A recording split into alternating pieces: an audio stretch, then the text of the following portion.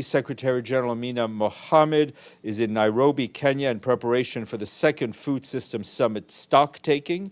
She's meeting with member states as well as representatives from the private sector, youth, and civil society to bring out the progress, challenges, and opportunities needed to ensure the July stocktake is action-oriented, driving food system transportation and securing global food security. As part of her visit, she toured the Food for Education Giga Kitchen, which is the largest kitchen in Africa that's run independently and locally. It provides over 63,000 students with meals daily from a single kitchen and over 500,000 across all its kitchens in Nairobi. This organization has scaled up from feeding 10,000 children per day 2 years ago to 500,000 children per day today. She also visited the UN office in Nairobi, where she met with the UN country team to discuss how to strengthen our impact in Kenya and deliver more effectively on the Sustainable Development Goals. And I've been asked about the Secretary General's reaction to the situation in the West Bank, in addition to what he said today in Geneva. I can tell you that the Secretary General is alarmed by the escalating violence, attacks on large-scale Israeli attacks and large-scale Israeli security forces operations in the West Bank's northern governorates, including the deployment of Israeli tanks for the first time in over 2 decades. He's deeply concerned by the increasing number of fatalities, including children, and the mounting number of displaced Palestinians and a broadening scope of civilian infrastructure destruction. He's appalled that children continue to be victims of violence. These attacks and mounting violence must end.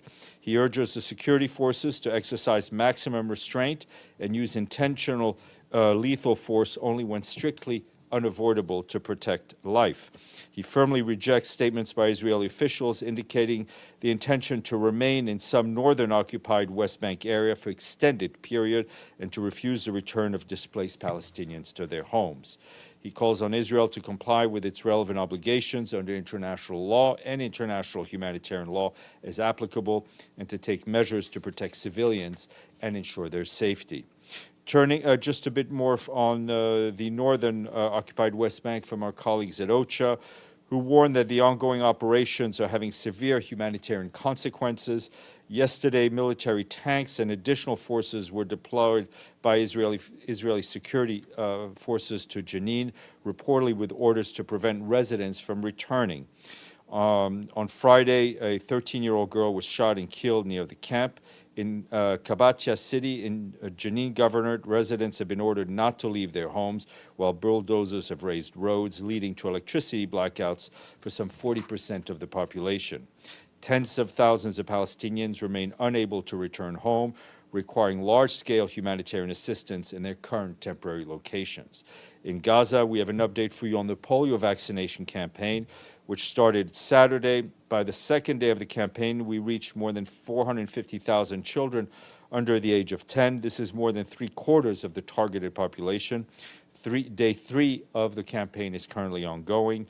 Since the onset of the ceasefire and as of yesterday, we and our humanitarian partners have provided tents to families across Gaza, mostly in the north. Our partners are also distributing ceiling material and tarpaulins to support those living in damaged buildings. Our partners are also working on food security. Tell us that the number of bakeries operating throughout Gaza by the World Food Program has risen to 5 before to the ceasefire to 25 as of today. Additionally, 780,000 hot meals are being distributed daily. Since last month, our humanitarian partners have screened over 80,000 children aged 6 to 59 months for malnutrition, admitting those in need for appropriate treatment. And just last week, we distributed hygiene kits to nearly 8,000 households and water jerry cans to about 3,500 families. OCHA stresses that sustaining these scaled-up humanitarian operations require both generous funding and, of course, for the ceasefire to hold up. And Jean-Pierre Lacroix, our head of Undersecretary General for Peace Operations, wrapped up his visit to Sudan, Abyei in South Sudan today. In South Sudan, he met with President Salva Kiir earlier today, wrapping up his visit and speaking to the media. He said that the primary purpose of his visit was to reaffirm the UN's continued support and commitment to South Sudan, particularly as the country enters the fourth extension of its transitional period in the face of dire economic and humanitarian situation, as well as rising violence. Mr. Lacroix expressed hope that the parties to the revitalized peace agreement will overcome political deadlocks throughout consensus and move swiftly to ensure that this latest extension leads to elections under best possible circumstances. We, of course, stand ready to assist. Over the weekend, he visited Abyei, where he met with local and international stakeholders, including the Sudan and South Sudan appointed administrations, traditional leaders, civil societies, women's groups, and, of course, UN agency and our own peacekeepers. Discussions focused on the UN mission's protection efforts in Abyei and the proliferation of arms and escalating humanitarian crisis driven by Sudan and the conflict in Sudan and the floods in South Sudan. In Port Sudan, he met with the Minister of Defense of Sudan, with high-level officials of the Sovereignty Council and the Ministry of Foreign Affairs and UN agencies. From Juba, he will head to Delhi to attend the 2025 Women, Peace and Security Conference. And turning to Haiti, I can tell you that the Secretary General is deeply saddened by the death of a Kenyan a Kenyan police officer that occurred yesterday, serving under the multinational security support mission in Haiti. The officer was apparently injured during an anti-gang operation and subsequently succumbed to his injuries. The Secretary General extends his condolences to the family of the police officers, the people and government of Kenya, and of course all of his colleagues in the MSS.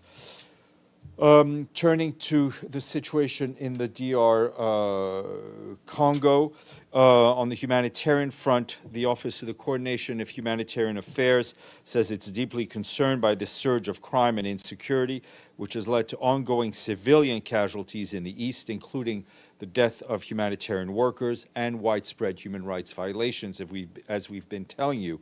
In Lubero territory, north of Goma, clashes last week forced more than 100,000 people, that's about half of them children, to flee their homes. Several local health facilities had to suspend activities. Our partners, who also report there have been widespread human rights violations during clashes, including rape. In Goma, our partners report rising crime in recent days, including home invasions and kidnapping, in some cases leading to deaths. Several humanitarian organizations have reported attempts to seize their vehicles. Our partners are also reporting a similar increase in crime and insecurity in South Kivu, where there's been an uptick in home invasions and killings, notably in the city of Bukavu. In the city of Uvira, also in South Kivu, local sources report that multiple incidents of violence, rape, and looting in recent days.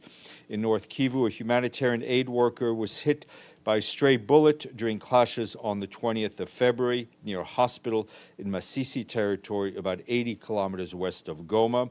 He died from his injuries on Saturday, bringing to 6 the number of humanitarian workers killed in eastern Congo since January of this year. The same clashes reportedly killed 3 other civilians and injured a child. OCHA calls on all parties to the conflict to uphold their obligations under international humanitarian law and international human rights law. And on the peacekeeping front, our peacekeepers tell us that the security situation in North and South Kivu remains unstable and highly unpredictable in the territory seized by the M23, which reports of further advances by the group towards the town of Lubero. Colleagues tell us that the peacekeeping mission's ability to deliver on its mandate continues to be significantly restricted in M23-controlled areas in North Kivu. However, the mission continues to provide protection to thousands of people who sought refuge within its various bases while seeking ways to ensure their safe transfer out of Goma. And of this morning, the mission facilitated the medical evacuation of 19 soldiers from the Southern African Development Community mission in the country from Goma. And staying in East Africa, in Mozambique, the deputy head of Office of the Coordination of Humanitarian Affairs and the World Food Programme are a joint visit to Mozambique to press for continued global support for Mozambicans. The conflict and increasingly frequent and extreme weather events are driving humanitarian needs to unprecedented levels in the country. Joyce Masuya, the Deputy Emergency Relief Coordinator, and Carl Scow, the Deputy Executive Director of WFP, are meeting with government officials, affected communities, donors, representatives from the international and regional financial institutions. They will discuss how to continue to collaborate to find practical ways to up our humanitarian assistance. Mozambique, as you know, is facing overlapping crises with some 5 million people, that's nearly 1 in 7 across Mozambique, in need of urgent humanitarian assistance to cope with the effects of cyclones, of conflict, and of drought. And lastly, our colleagues at the Office for Human Rights in Geneva today released a report urging the Colombian government to protect civilians during the ongoing violence by armed groups. The report, which covers 2024, details how armed groups use violence to exert control over population, furthering their own economic interests and undermining governance. The situation disproportionately impacts indigenous peoples, Afro-descendant communities, as well as peasants. The UN Human Rights Chief Volker Turk said the escalation of fighting in Catatumbo region since mid-January, where more than 52 people were killed and tens of thousands forcibly displaced, highlights the ongoing suffering caught in the midst of violence and armed conflict. Deji. What does the Secretary General have to say on the results of the 6 votes today in the General Assembly? I mean, we'll leave it to a journalist and analyst to comment. I mean, for this was a decision of the General Assembly. I think the Secretary General's own position on the conflict in Ukraine, I mean, was stated over the weekend, was stated again on Monday. Obviously, I think whenever there's a resolution of the General Assembly, it's an important step in that body exercising its mandate. Right. On Gaza, we know that Israel halted the release of Palestinian detainees, which might lead to another hurdle of the ceasefire deal. Does the Secretary General have anything to say on that? Look, we're very concerned about the situation regarding the ceasefire and its precarious state.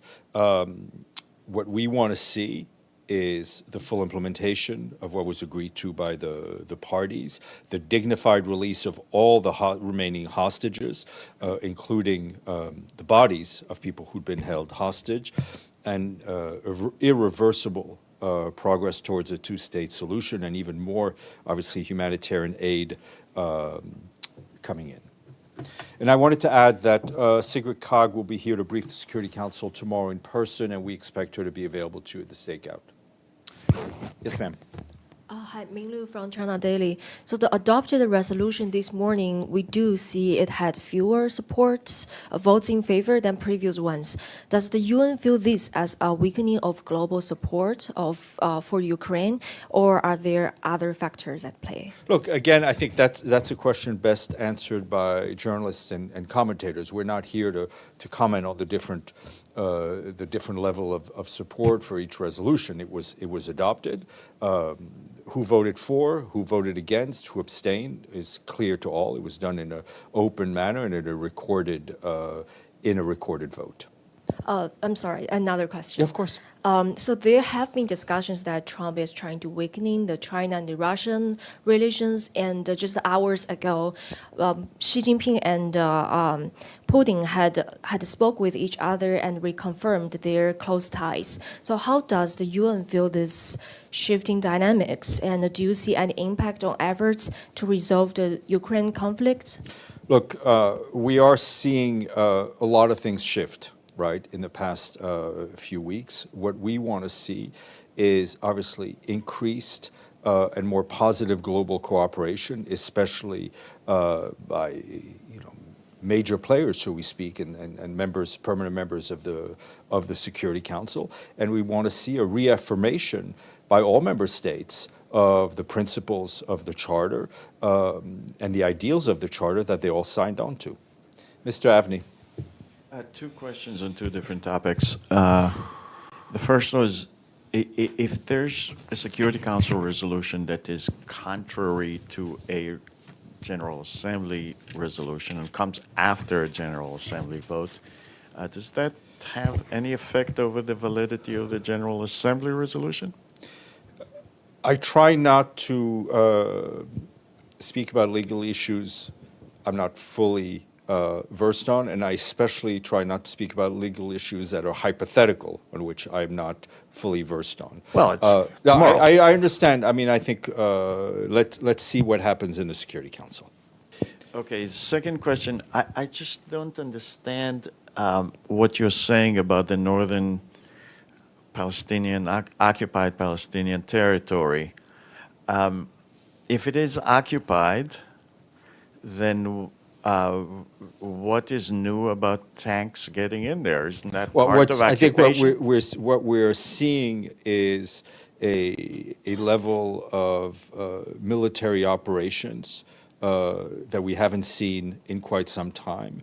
We're seeing a destruction of civilian infrastructure at a level that we haven't seen in quite some time, and we're seeing displacement of Palestinians that we haven't seen in quite some time. But is it, according to the view that this is an occupied territory, is that an intensifying situation of the occupation, or is that just something completely out of the blue? I'm not sure I understand your question, Benny. My question is, occupiers occupy. Right, but it doesn't. Let's. Let me cut through the chase a little bit. Obviously, Jenin and that whole area of the northern West Bank has been no-go, not only for Israel, but also for the Palestinian Authority for a long time. So, is that a change now? So was it occupied before, even though it was a no-go zone? Well, it was. Listen, let's cut to the chase, right? In my answer, I think there are security operations that have to take place anywhere in the world against. But it does not mean that we accept the use of warlike tactics, that we accept the use of tens of thousands of people being displaced or civilian infrastructure like roads being cut up. What do you mean warlike tactics? I raised on Friday the issue of a bus bombing that came from the northern West Bank. I think we've been very clear, Benny, in condemning acts of terrorism. Tony. Shukran, Steph. The U.S. today, twice, before and after the vote, reiterated that the UN must stop the killing. I'll quote, "We urge all member states to join us in returning the UN to its core mission of international peace and security." Any comment, sir? Look, when people talk about the UN, I think the question you need to ask them is which part of the UN are you talking about? Are you addressing member states or are you addressing the Secretary General? I can't answer for the 192 other member states. I can answer for the Secretary General, and I think what he has been calling for since day one is an end to this conflict in line with the Charter of the United Nations, in line with international law, in line with General Assembly resolution and the territorial integrity of the Ukraine. The Secretary General, I think, for one, has been extremely consistent in his message. But allow me a follow-up. Why would the United States mention that it requires or it's asking for a returning of the UN to its core mission? A returning. This language is very... Tony, there is, in front of this podium, there is a seal. It's not the U.S. eagle. It is a seal of the United Nations. I can't answer a question that says, why did the United States do this? Or why did France do this? Or why did Monaco do this? Please. Go ahead, yeah. Thank you. My question is on the new EU sanctions. The European Union has banned 8 Russian media outlets from broadcasting in Europe. Russian officials said that this violates international norms of freedom of the press.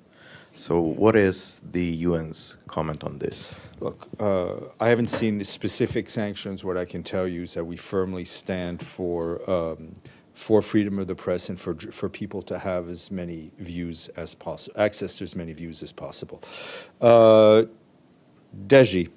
Sorry, let me get you back to the voting this morning. According to the statement released by Secretary General on the occasion of the 3rd anniversary of the Ukrainian crisis, Secretary General still used the word, I quote, full-scale invasion. Today, Russia, US both voted against this term, full-scale invasion. China abstained. In what occasion might the Secretary General think of walk back from the full-scale invasion, or he would stay that way? The Secretary General will stay consistent on his messaging in what he wants to see. So there's no way that he is going to walk back. The Secretary General has been very consistent on his messaging, and I think you know him, he's not about to change. Thank you. Any questions online? Okay. Thank you all.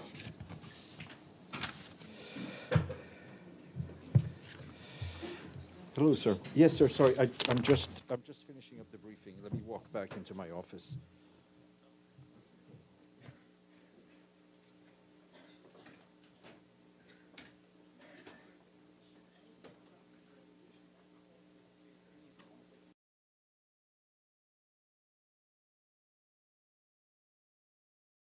Its struggle is inseparable from our shared commitment to peace, security, and the defense of the values enshrined in the UN Charter. UN General Assembly has played a crucial role in defending these fundamental values, together with upholding credibility of international law by condemning this crystal clear act of aggression. And UN General Assembly has defended international law today again. The resolution advancing a comprehensive, just and lasting peace in Ukraine is a decisive step. Lithuania strongly believes that it is in the interest of all member states to support this resolution. It is not only support for Ukraine, it is about defending the principles that guarantee security for all nations. And Lithuania reiterates that any peace proposal or resolution must include strong reference to the fundamental principles of the UN Charter, particularly the sovereignty and territorial integrity of all states. And we strongly supported amendments that were introduced by France to the resolution tabled by the US. Colleagues, the pursuit of peace requires constant commitment to international norms and international justice mechanisms, by first respecting the mandates and then by not undermining the role that they have been entrusted. And we must remain fully committed to also creating new justice mechanisms if existing ones cannot deliver far-reaching justice for Ukraine being the victim of brutal aggression of Russia. Furthermore, accountability for the crime of aggression against Ukraine must not be an afterthought. It must be a fundamental pillar of our legal response to Russia's aggression, because it is not only about having just ending for the war in Ukraine, it is about stopping aggression in Europe, making it far more likely that aggression against Ukraine is Russia's last unprovoked war, not merely the latest one. An unjust deal on the tribunal would only reward and embolden Russia not to stop. Furthermore, impunity of military and political leadership for the crime of aggression will empower rogue actors to challenge borders, sovereignty, and attack international rules with force. Wherefore, we all must be concerned about justice for Ukraine as it affects every nation, every economy, and every society. This is why Lithuania is advocating for the strong and effective special tribunal for the crime of aggression against Ukraine. Such a tribunal must have real power to deliver real justice, not create another loophole for impunity of those having the greatest power. Justice must also extend to Russia's accomplices, including Belarus. Lukashenko regime must be held accountable, and not only for the crime of aggression against Ukraine, but also for widespread and systematic human rights violations against its own people. That is why last year Lithuania has referred situation in Belarus to the International Criminal Court concerning alleged crimes against humanity, including forceful deportation. We must also continue to support UN investigations, including the work of special rapporteurs, in identifying war crimes and delivering justice. These mechanisms are under increasing pressure and face threats to their funding, so we must defend them. Strengthening international justice is the only effective way to prevent future atrocities. Justice takes time, but it must be felt by every victim of aggression against Ukraine. And the establishment of the register of damage for Ukraine represents a significant international effort and an essential first step towards creating a mechanism to deliver justice and compensation for Ukraine and its people. Visibility of justice and its real impact are important, as well as our all humanitarian efforts towards alleviating suffering of Ukrainians on the ground. We commend the UN for their efforts in supporting Ukraine with humanitarian aid. The UN's role in humanitarian aid and reconstruction remains essential. The devastating impact of the aggression against Ukraine requires ongoing and sustained global efforts. We urge all member states to stay committed. Ukraine's recovery is not just about rebuilding, it is about reaffirming peace, stability, and respect for international law. Colleagues, our support for Ukraine must remain unwavering. We continue to be guided by the same principle: nothing about Ukraine without Ukraine. And so-called peace that forces Ukraine to submit to Russian terms does not guarantee peace. Ukraine must enter any negotiations from a position of strength and justice, because just and lasting peace is only possible if Ukraine is empowered and Russia's ability to wage aggression is crippled. Because weak response today incites aggression tomorrow. Justice, strength, and unity are the only answers to tyranny and lawlessness. But our actions must match our words. Talking about what we cannot do weakens our position. We must focus on what we can do instead.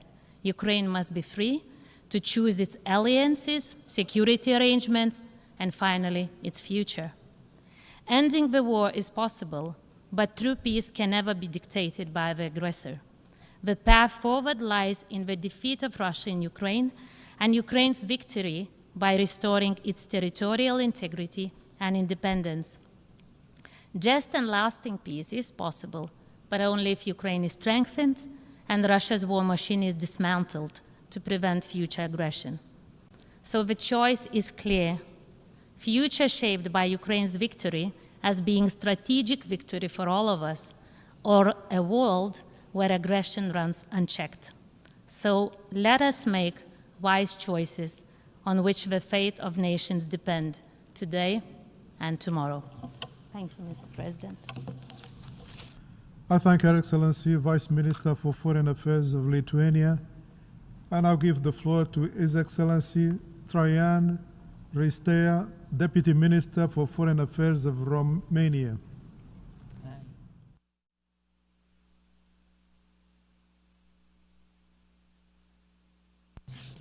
Thank you very much, Mr. President.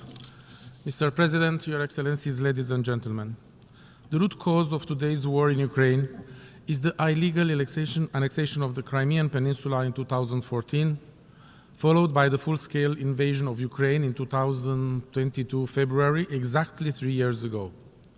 Russian Federation needs to unconditionally withdraw all its troops from the internationally recognized territory of Ukraine. This should be the silver line for any negotiation effort meant to achieve a comprehensive, just, and lasting peace in Ukraine. The United Nations General Assembly stood by Ukraine in the past 3 years in defense of its sovereignty, independence, unity, and territorial integrity, because these are in line with the purposes and principles of the United Nations Charter. These defense lines that the General Assembly has taken is consistent with its work in the last 80 years since the Charter was negotiated, thus keeping alive the spirit of the San Francisco Conference. As a country neighboring Ukraine, Romania has witnessed in the last 3 years the multidimensional consequences of the war launched by Russia. Being a frontline state and benefiting from European solidarity, the government of Romania has employed to the best of its ability a wide range of measures in order to mitigate the consequences for the rest of the region and, if possibly, worldwide. In line with the human rights law, we welcome the civilians seeking shelter and currently take care of almost 250,000 Ukrainians that were granted temporary protection in Romania. We focused our attention to the needs of women and children by employing programs and extending cooperation with most of the United Nations agencies that were on the ground.